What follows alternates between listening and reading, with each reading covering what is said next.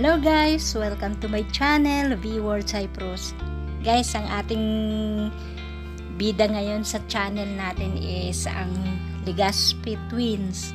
Kita nyo guys yung family nila. Isa sila sa mga huwarang pamilya. Makikita nyo yung bonding moment nila palagi.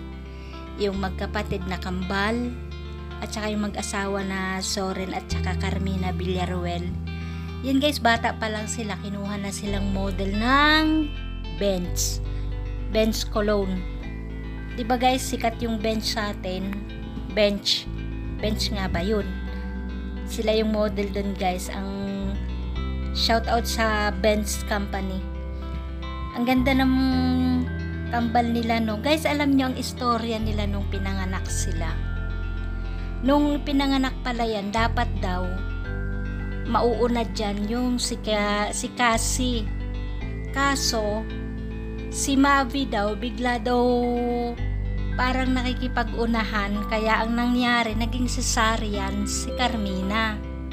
January 6 sila guys pinanganak sa Amerika.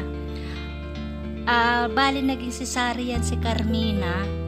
Tapos, ang kinuha ng mga doktor na una is si Mavic. 2 minutes daw na mas matanda si Cassie. Ayan gan, nagka-issue nga guys dyan sa kay Aga Mulak nung lumalaki si Mavi. Hawig daw ni Aga Mulak. Kaya nagka-issue. Pero ang totoo guys, talaga ang tatay nila is si Soren. Kaya dapat, wag na silang gumawa ng issue na ang ano daw nung tatay nung kambal is si Aga. Hindi po totoo yun. Si Soren talaga.